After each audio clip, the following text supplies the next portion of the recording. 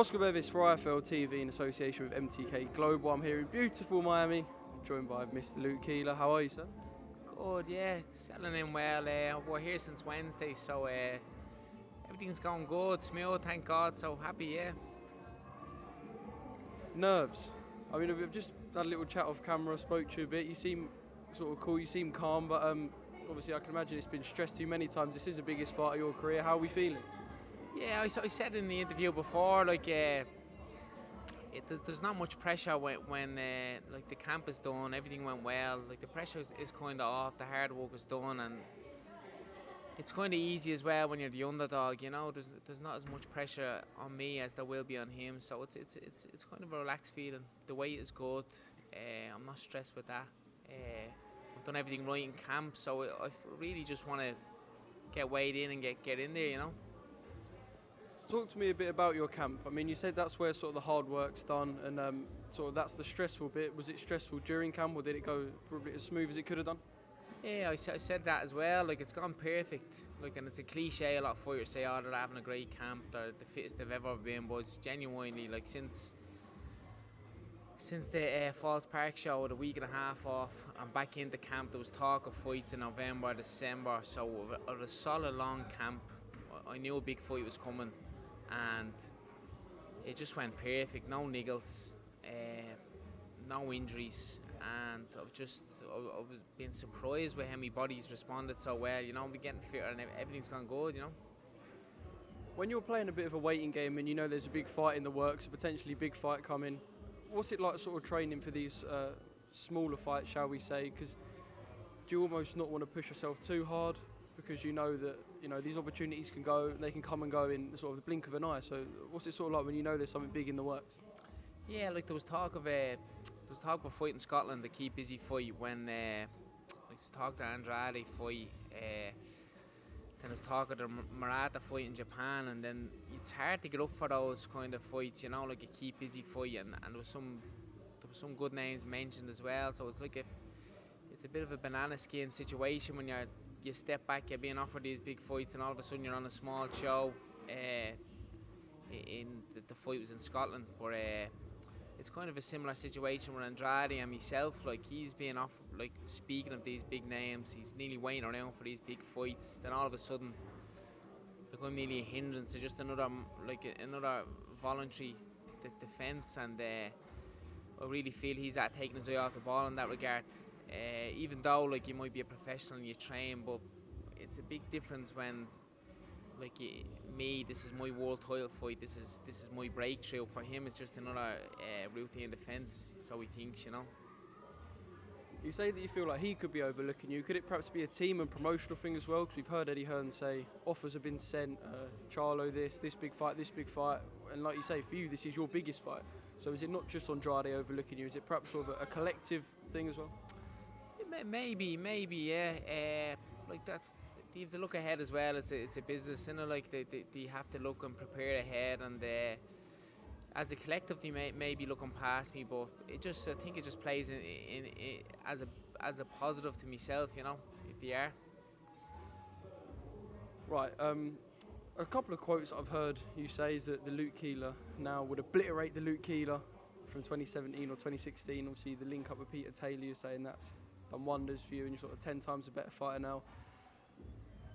Let's say them two Luke Keelers did fight. How would he obliterate him? What's so much better about this Luke Keeler? Fitter, faster, stronger? Is it all of this, or is there something that you could perhaps pinpoint exactly? There's the combination. Like, I was never a full-time. I worked full-time during those 4 years as a pro, so I never prepared. I trained hard, but it was kind of after a day's work. I never prepared properly.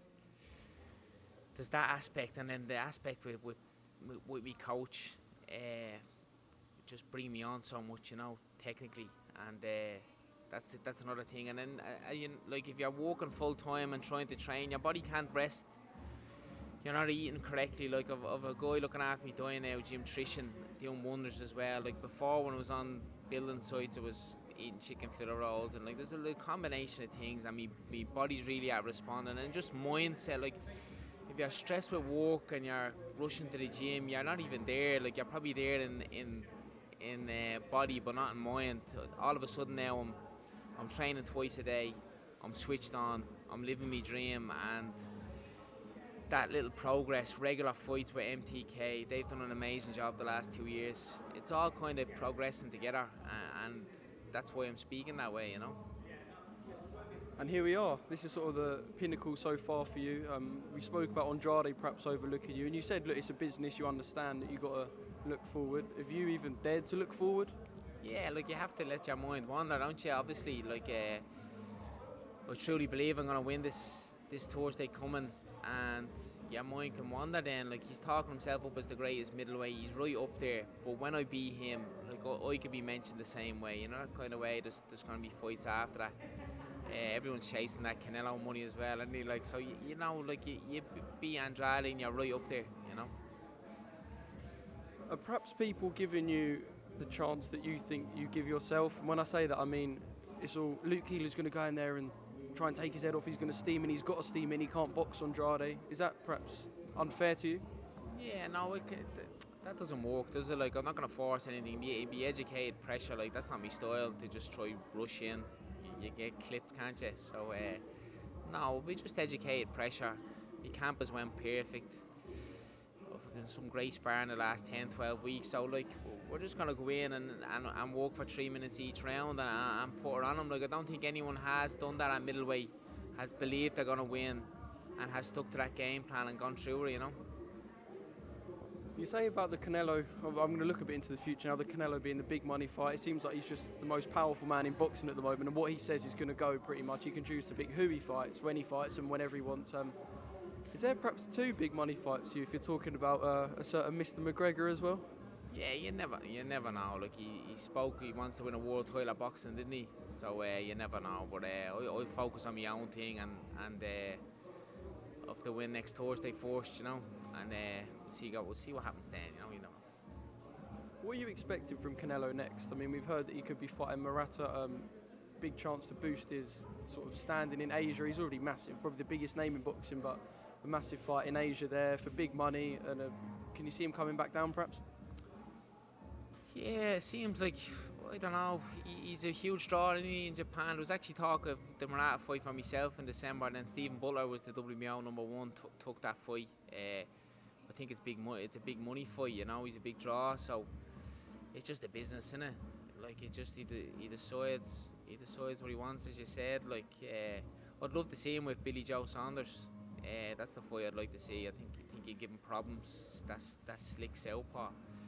Would you say that Billy gives him the most problems out of perhaps anyone he could fight in and around middle, super middle, other than, of course, judging yourself? Yeah. I think that slick movement. If he's really switched on Billy Joe, like, he's obviously going to be hugely up for that fight.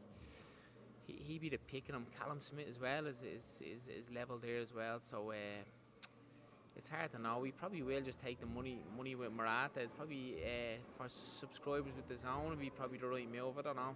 Be interesting. Okay, before we go, let's just talk about Thursday. I'm sure we'll catch up during the week, but you said you're not nervous. Let's get a little prediction from yourself. I know fighters don't like to give too much away, but what can we expect from Luke Keeler on Thursday night?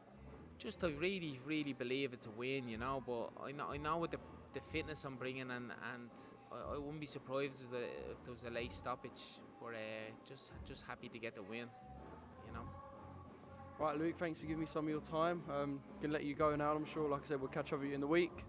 And yeah, thanks for speaking to IFL TV. Sound, yeah, thanks, Sound. Sound, yeah. Thanks, cheers, Gold Star Promotions is proud to present Floyd Money Mayweather. The man himself is coming to the UK for his UK tour, February and March 2020. For all info and tickets, goldstarpromotions.co.uk.